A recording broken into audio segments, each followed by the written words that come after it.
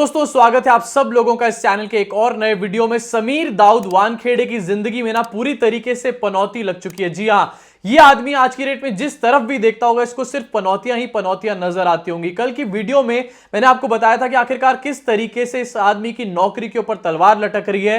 रात को आधी रात को 3 बजे इसको मुंबई से दिल्ली बुलाया गया एनसीबी के अधिकारियों द्वारा। उसके बाद एनसीबी के ऑफिस में इसको एनसीबी के अधिकारियों ने डांटने का काम किया, इसकी वाट लगाने का काम किया। साथ ही यह न्यूज भी निकल कर आई कि इसको आर्यन खान के केस पर से हटाया जा सकता है। ये तमाम चीजें कल निकल कर आई। आज फिर से इसकी जिंदगी में एक और बहुत बड़ी पनौती लग चुकी है। और पनौती किसने लगाई है? आज फिर से नवाब मलिक ने। आपको बिना किसी देरी के दिखाना चाहूंगा आपकी स्क्रीन के ऊपर एक फोटो जो कि है समीर दाऊद वानखेड़े के निकाह की फोटो। जी हां, बिल्कुल सही सुन रहे हैं आप लोग। जरा एक बार देखिए अपनी स्क्रीन के ऊपर एक फोटो जहां पर समीर दाऊद वानखेड़े बैठा है, उनके साइड में उनकी पहली पत्नी बैठी हुई है। जी हां, इस आदमी की 2 शादियां हो चुकी हैं। नवाब मलिक ने फोटो शेयर करी है। फोटो के ऊपर कैप्शन लिखा है, फोटो के ऊपर टाइटल डाला है कि photo of sweet couple Sameer Dawood Wankhede and doctor Shabana Qureshi. इस फोटो को जरा फिर से एक बार ध्यान से देखिए, फुल स्क्रीन करके देखिए, आपको यहां पर समीर वानखेड़े ही नजर आएंगे। सवाल सबसे बड़ा मैं आपसे ही पूछना चाहता हूं कि आखिरकार ऐसा क्या रीजन है जो ये आदमी लगातार अपने रिलीजन को छुपाने का काम कर रहा है। सिर्फ इतना ही नहीं, ये सिर्फ एक चीज है, एक झलकी है। अब आपको दिखाना चाहता हूं असली एक्सपोजे, जहां पर सिर्फ समीर दाऊद वानखेड़े नहीं बल्कि पूरी एनसीबी निपटती हुई नजर आ रही है। इनके सुप्रीम लीडर्स भी पूरी तरीके से लिपटते हुए नजर आ रहे हैं। आपको दिखाना चाहूंगा एक और फोटो जो कि नवाब मलिक ने शेयर करी, जो समीर दाऊद वानखेड़े की पहली शादी का निकाहनामा है। सोचो, क्लियर हो चुका है भाई, प्रूफ के साथ ये बात सामने आ चुकी है कि ये आदमी अपना धर्म छुपाने का काम कर रहा है। इस आदमी ने निकाह करा हुआ है, क्या इसका रियल नेम है, सारी चीजें सामने आ चुकी है। झूठा है, ये सबसे बड़ा फरेबी है। मुझे इस बात से प्रॉब्लम नहीं है कि ये हिंदू है मुसलमान है, मुझे इस बात से प्रॉब्लम है कि एनसीबी में एक बड़ा अधिकारी जो कि आर्यन खान केस की जांच कर रहा है, वो हर चीज में झूठ बोलने का काम कर रहा है, अपने धर्म तक को छुपाने का काम कर रहा है। जरा देखो निकाहनामा अपनी स्क्रीन के ऊपर। नवाब मलिक ने फिर से ये निकाहनामा शेयर किया और साथ में कैप्शन लिखा कि दिस इज द निकाहनामा of the first marriage of Sameer Dawood Wankhede with doctor Shabana Qureshi. जरा फुल स्क्रीन करके आप इस निकाहनामा को देखो अपनी स्क्रीन के ऊपर, और जिसको बहुत डिटेल में देखना हो पॉज भी कर सकता है। यहीं पर मैं आपको बताता हूं कि इस निकाहनामा में क्या क्या लिखा हुआ है। इस निकाहनामा में सबसे पहले जो दूल्हा है, ब्राइड ग्रूम्स नेम लिखा गया है, जिसका नाम है समीर दाऊद वानखेड़े। और ये नकली नहीं है, साइड में समीर दाऊद वानखेड़े के साइन भी करे गए उस आदमी ने।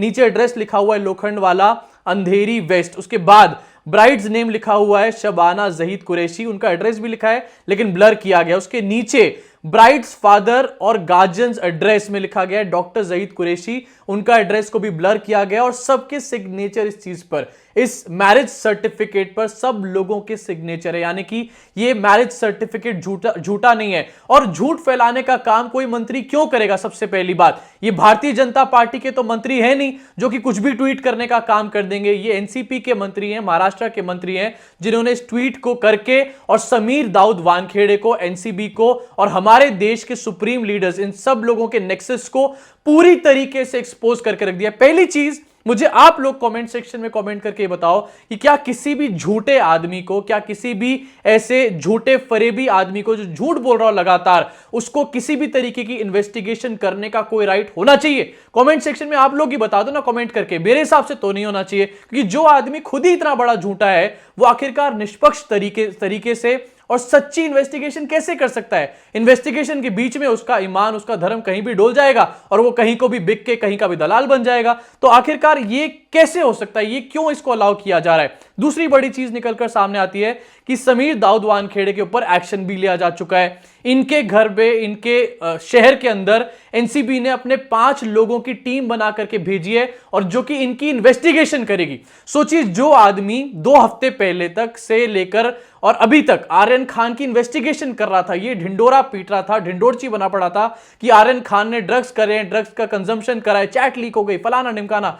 आज ऐसे दिन आ चुके हैं किंग खान से पंगा लेने के बाद कि यह आदमी खुद ही नंगा हो चुका है और आज इसके ऊपर ही एक इन्वेस्टिगेशन बैठ चुकी है। यह होता है समय का खेल। आप झूठ बोलिए, आप झूठ बहुत दिन तक नहीं बोल सकते, कहीं ना कहीं आप पकड़े ही जाएंगे। यह बात हमारे देश के सुप्रीम लीडर्स को भी यहां पर समझ लेनी चाहिए। अब जहां पर समीर दाऊद वानखेड़े पूरी तरीके से एक्सपोज हो गया, वहीं दूसरी तरफ आपको दिखाना चाहता हूं वो मोहतरमा क्या कर रही हैं, जिन्होंने ड्रग के ऊपर एक बार हल्ला मचाने का काम किया था। जिस टाइम पर सुशांत सिंह राजपूत की मृत्यु हुई उसके बाद से लेकर हल्ला मचाती रही एक मैडम कि बॉलीवुड ड्रग्स कार्टेल, बॉलीवुड का ड्रग्स से कनेक्शन है, ये पूरा नेक्सस है, फलाना है, ढिमकाना है। आप अच्छे समझ चुके होंगे मैं बात कर रहा हूं यहां पर कंगना रनौत की। जी हां, कंगना रनौत जो कुछ दिन पहले तक बॉलीवुड और ड्रग्स के ऊपर हल्ला मचाने का काम कर रही थी, आज के डेट में वो इस चीज के ऊपर पूरी तरीके से खामोश हो चुकी हैं। एक फोटो निकल कर आई है कंगना रनौत की और वो फोटो देखकर भी आपका दिमाग जो है पूरी तरीके से गुस्से से फट जाएगा। जरा इस फोटो को देखिए कंगना रनौत की कि आखिरकार वो आज की डेट में है कहां, कर क्या रही है। जहां पर इतना बड़ा हंगामा मचा हुआ है एनसीबी के अंदर, वहां कंगना रनौत क्या कर रही है। जरा देखो आपकी स्क्रीन के ऊपर उनकी फोटो, जहां पर बताया गया है कि फोटो में वीर सावरकर की काल कोठरी में पहुंची कंगना रनौत, शीश झुकाते हुए कहा मैं अंदर तक हिल गई। कंगना रनौत वीर सावरकर की काल कोठरी में गई हुई है, उनको नमन करने का काम कर रही है। बहुत सारे लोग बोलेंगे कि यार ये नमन क्यों कर रही है वीर सावरकर को, तो यार डेफिनेटली करेंगी ना, वो वीर सावरकर को नमन करेंगी, उनको थैंक यू बोलने गई है। क्यों थैंक यू बोलने गई है? क्योंकि उनको 3 दिन पहले नेशनल अवार्ड मिला है। किसकी वजह से मिला है? वीर सावरकर की वजह से मिला है ना, तो थैंक यू तो यहां पर निकल के बोलेंगी। लेकिन सोचिए वो महिला जो ड्रग्स की मसीहा बनी पड़ी थी, जो लड़ाई की फ्रंट लाइन वॉरियर बनी हुई थी, आज की डेट में किस तरीके से वो इधर उधर छुपने का और लंगूरपंती करने का काम कर रही हैं। वैसे दोस्तों मैं इनको ज्यादा दोष नहीं देना चाहता क्योंकि यार इनके पास कोई मीडियम भी तो नहीं है ना अपनी बात रखने के लिए। देखो ट्विटर ने इनको पूरी तरीके से बैन कर दिया और कू ऐप पे जहां पर ये हैं अपनी बातें रखती हैं वहां पर और है ही कौन इनके अंधभक्तों के अलावा, तो इनके पास जब कोई मीडियम ही नहीं है तो ये हल्ला मचाएंगी कहां आज की डेट में। अब जहां अंधभक्तों की बात शुरू हो ही चुकी है वहां पर आपको एक अंधभक्त का क्लिप दिखाना चाहता हूं। ये क्लिप बिना दिखाए आपको यहां से जाने ही नहीं दूंगा आज मैं, क्योंकि ये एक ऐसी क्लिप है जो अंधभक्ति की नए कीर्तिमान स्थापित कर देती है। आपको दिखाना चाहता हूं और उससे पहले बताना भी चाहता हूं कि देखो भाई हमारा देश जो है ना वो सिर्फ 100 साल की लीज पर, सॉरी 99 साल की लीज पर है, ऐसा मैं नहीं, एक अंधभक्त बोलने का काम करे। और अंधभक्तों के हिसाब से 100 साल के बाद आप और मैं जो है एक ब्रिटिश सिटीजन बन जाएंगे ऑटोमेटिकली। हमारे को इंग्लैंड जाने की जरूरत ही नहीं है, मेहनत करने की जरूरत ही नहीं है। मुबारक हो आप लोगों को। जरा देखिए इस वीडियो को और देखिए इनके गोबर पने को। क्या कह रही है? वही मैं बता रही हूँ कि ये भी 99 साल की लीज पर ले पाए थे आप। अगर आप में इतनी कुब्बत थी तो पूरी आजादी लेते ना, उस टाइम क्यों आपने लीज पर ले ली? 99 साल की लीज पे? हाँ, ये जो आजादी हुई है ये 99 साल की लीज पर है। भारत कंप्लीटली आजाद नहीं है। एक सेकंड ये बहुत बड़ी बात कर रही है। 99 साल की लीज थोड़ा एक्सप्लेन करेंगे? जी हाँ, आप इतिहास के पन्ने उठाकर देखिए, उस टाइम पर जो ब्रिटिश सरकार में जो नेता थे, मैं बता रही हूँ। अरे सुन तो लीजिए पहले पूरी बात जी। जब स्वतंत्रता की बात चली और स्वतंत्रता आंदोलन चल रहे थे तो आदरणीय नेहरू जी और महात्मा गांधी जी जब आगे थे तो सरकार देना नहीं चाह रहा था ब्रिटिश क्राउन, और उन्हीं की ही शपथ ली गई थी क्योंकि उस टाइम पे इलेक्शन नहीं हुए थे। नेहरू गांधी ने किसकी शपथ ली थी? ब्रिटिश क्राउन की शपथ ली थी, ना कि भारत के संविधान की शपथ ली गई थी। ये मुख्य प्रधानमंत्री पहले बन गए थे, 1951 में चुनाव हुए, उसके बाद फिर पार्टी बनी, तब जाके अपना संविधान लागू हुआ था। और ये उस टाइम पे आपको भी पता होगा, आज के प्रधानमंत्री जब शपथ लेता है तो वो भारतीय संविधान की शपथ लेता है। लेकिन मैं बता रही हूँ ये ब्रिटिश क्राउन ने भारत को 99 साल की लीज पर दिया हुआ है। ये कंप्लीटली आजाद नहीं है भारत, और ये भी कांग्रेस वालों की ही देन है जो है। अब जहां पर कुछ अंधभक्त ऐसे हैं जो लगातार अपनी गोबर को उगलने का काम कर रहे हैं, गोबर खा रहे हैं, गोबर पी रहे हैं, इनफैक्ट गोबर को सांस की तरह सूंघ भी रहे हैं, वहीं दूसरी तरफ कुछ लोग ऐसे भी हैं जो भारतीय जनता पार्टी के अंदर बैठ करके भारतीय जनता पार्टी को ही एक्सपोज करने का काम कर रहे हैं। जी हां, मैं यहां पर बात कर रहा हूं सतपाल मलिक की, जिनकी एक और वीडियो सामने निकल कर आई है और इस बार इन्होंने इशारों में नहीं बल्कि क्लियरली ये बात बताई है कि भारतीय जनता पार्टी की गोवा की सरकार में करप्शन होता है, हर काम के अंदर करप्शन होता है और बहुत बड़ा करप्शन भारतीय जनता पार्टी की गोवा की गवर्नमेंट में चल रहा है। लॉकडाउन के टाइम पर भी बीजेपी में बहुत बड़ा करप्शन चल रहा था। जरा इनकी इस वीडियो को देखिए, उसके बाद गोदी मीडिया को एक छोटा सा चैलेंज देंगे और देखेंगे कि गोदी मीडिया क्या उस चैलेंज को पूरा कर पाता है या नहीं। पहले इस वीडियो को देखिए फिर चैलेंज के ऊपर बात करेंगे। की सरकार थी, Pramod Sawant was chief minister, वहां भी आपने खुलेआम कहा कि there are question marks way BJP government in Goa is handling corona. No, you stick by those comments? Yes, I stick that there was charges of corruption. People were, लोगों ने उसको बहुत सपोर्ट किया। जब मैं छोड़ के चला आया हूं तो 3 मशहूर कोंकणी सिंगर्स ने तो गाना गाया उस पर। And you think there was corruption there also? Of course. There was corruption in the Goa government in the handling of corona. There was corruption in Goa government in handling of anything, everything. Sir ये आप governor होके आपके ही BJP, क्योंकि आप BJP से जुड़े हो, आपके मुख्यमंत्री के खिलाफ ये कह रहे हैं। तभी तो मैं हटा दिया गया वहां से। आप कह रहे हैं आपको हटाया गया क्योंकि आपने अपने ही मुख्यमंत्री के खिलाफ करप्शन। देखिए मेरी दिक्कत यह है कि मैं लोहियाइट हूँ, फिर मैं चरण सिंह जी के साथ रहा हूँ, करप्शन पे मुझे गुस्सा आता है, बुरा लगता है। जी हुआ ये था कि जब जिस दिन वहाँ वो लॉकडाउन डिक्लेयर हुआ जी तो सरकार ने कहा कि हम ये खाने पीने की चीजों की दुकान भी नहीं खुलने दे रहे और हम डोर टू डोर सर्व करेंगे, विच वॉज इम्पॉसिबल। पर उसमें कोई कंपनी थी जिसने पैसा दिया था। तो मुझे कांग्रेस के लोगों ने भी, बाकी लोगों ने भी बताया कि साहब ये तस्दीक कर लो। मैंने तस्दीक की, मैंने प्रधानमंत्री जी को बताया। इन्होंने उन्हीं लोगों से पूछ लिया जो इसमें इन्वॉल्व थे। जी तो वो तो कहेंगे नहीं कि हम ये कर रहे हैं, बट मुझे पता था कि है। फिर इसके बाद एक दौर ऐसा आता है कि जिसमें वो जो एक एरिया है एयरपोर्ट के पास, वहां से ये इसके ट्रक गुजरते थे खान वालों के। हाँ तो उससे वो फैलता था कोरोना। Vegetable trucks. तो मैंने कहा भाई इसको हाँ, नहीं sorry, mining के हाँ, trucks। मैं कहा इनको बंद कर दो। वो उन्होंने बंद नहीं किए तो वहीं कोरोना आया। फिर बस तो देश में कोई भी बेचारा बोलने की हिम्मत नहीं कर रहा है, जो हाल है। सच नहीं बोल पा रहे हैं आप देखो, मीडिया को देखो, सबको देखो। सर। आप बहुत बड़ी बात कह रहे हैं। आप कह रहे हैं लोगों को डर है सच कहने के लिए। जी डर है, तभी नहीं कर रहे ना।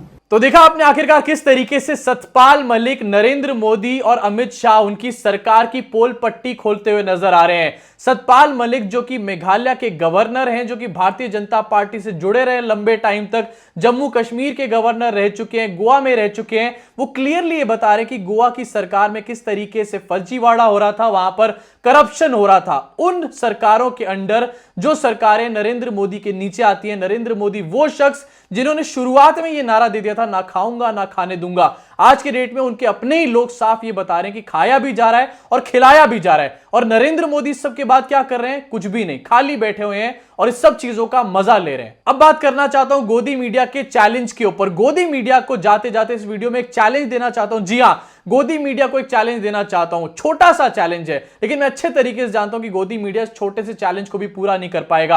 आप लोग भी कमेंट सेक्शन में कमेंट करके बताना इस चैलेंज को सुनने के बाद कि क्या गोदी मीडिया इस चैलेंज को पूरा कर पाएगा या नहीं कर पाएगा। नहीं कर पाया तो फिर से एक बार यह बात साबित हो जाएगी कि गोदी मीडिया सबसे बड़ा दलाल मीडिया है। बिना किसी देरी के सबसे पहले खबर रखूंगा और उसी से जुड़ा हुआ यह चैलेंज होने वाला है गोदी मीडिया को। खबर को देखिए अपनी स्क्रीन के ऊपर।